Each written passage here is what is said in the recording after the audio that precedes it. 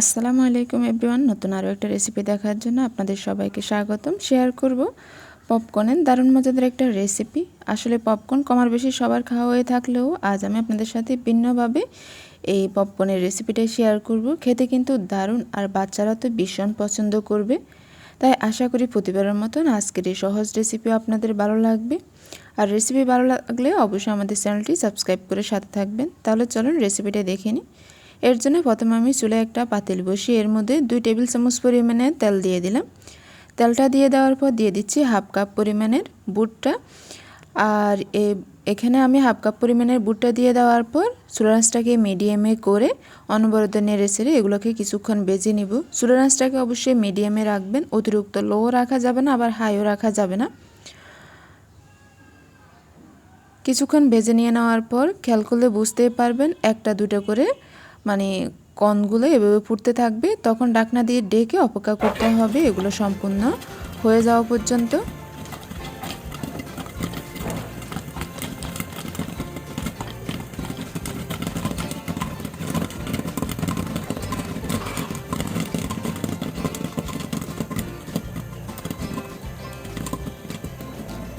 কিছুক্ষণ অপেক্ষা করার পর আপনারা খেয়াল করলে বুঝতে পারবেন এর মধ্যে থেকে কোনো ধরনের সাউন্ড আসে না। তখন ঢাকনাটা খুলে চুলাটা অফ করে সম্পূর্ণ পপকর্নটা নামিয়ে নিতে পারবেন। এরপরে এগুলোকে একটা বাটির মধ্যে নিয়ে নিব।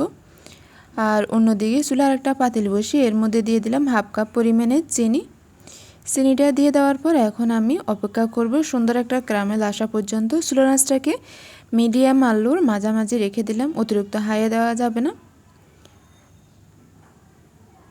অবশ্যই কিছুক্ষণ অপেক্ষা করতে হবে, আর এর মধ্যে কোনো ধরনের পানি অ্যাড করার প্রয়োজন হবে না। কিছুক্ষণ অপেক্ষা করার পর খেয়াল করলে বুঝতে পারবেন এটা কিছুটা গলা শুরু করছে আর কালারটা পরিবর্তন হওয়া শুরু করবে। তখন অনবরত নেড়ে ছেড়ে সুন্দর একটা ক্যারামেল তৈরি করে নেবেন। আর ক্যারামেলটা এমনভাবে তৈরি করবেন আবার যাতে পুড়ে না যায়।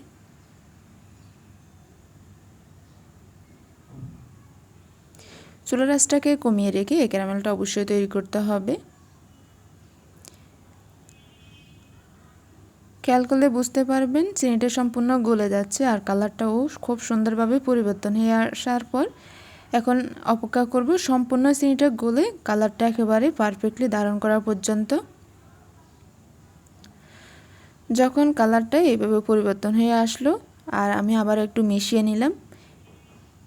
এ পর্যায়ে এসে এর মধ্যে আমি অ্যাড করে নেব দুধ। আমি এখানে হাফ কাপ পরিমাণে লিকুইড দুধ অ্যাড করে নিলাম। তবে চিনিটা গলে যাওয়া সেই সাথে ক্যারামেলটা এরকম সুন্দর হয়ে আসার পর এখানে দুধটা অ্যাড করতে হবে। দুধটা দিয়ে দেওয়ার পর আমি খুব ভালো করে মিশিয়ে নিব। চুলার আঁচটাকে এখনই মিডিয়াম থেকে কমিয়ে রেখে আমি দুধ আর ক্যারামেলটাকে খুব ভালো করে মিশিয়ে নিলাম। আর অনবরত নেড়ে ছেড়ে এটাকে অবশ্যই মিশিয়ে নিতে হবে, তা নাহলে কিন্তু জমাট বেঁধে যাবে। খুব ভালো করে মিশিয়ে কিছুটা ঘন করে নিলাম। এরপরে এর মধ্যে দিয়ে দিলাম আমি 1 টেবিল চামচ পরিমাণের বাটারটা দিয়ে দেওয়ার পর খুব ভালো করে মিশিয়ে নিব। আর চুলার আঁচটাকে কমিয়ে এটাকে মিশিয়ে নেবেন আর অপেক্ষা করতে হবে কিছুটা ঘন হয়ে আসার পর্যন্ত। কিছুটা ঘন হয়ে আসার পর এটাকে নামিয়ে নিতে হবে। খেয়াল করলে বুঝতে পারবেন ঠিক কতটা ঘন করলাম।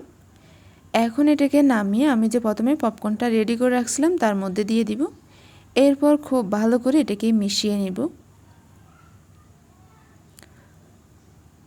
খুব ভালো করে এটাকে মিশিয়ে নিতে হবে উল্টিয়ে পাল্টিয়ে প্রতিটা পপকর্নের সাথে, যাতে ক্যারামেলের মিশ্রণটা লাগে সেই দিক খেয়াল করে এটাকে মিশিয়ে নেবেন।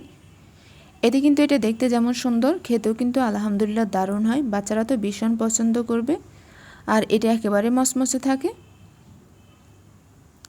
রেসিপিটা কেমন লাগছে অবশ্যই কমেন্ট করে জানাবেন। পরবর্তী রেসিপি দেখার আমন্ত্রণ রইল। এতক্ষণ ধরে দেখার জন্য আপনাদের সবাইকে অসংখ্য ধন্যবাদ। সবাই ভালো থাকবেন। আল্লাহ হাফেজ।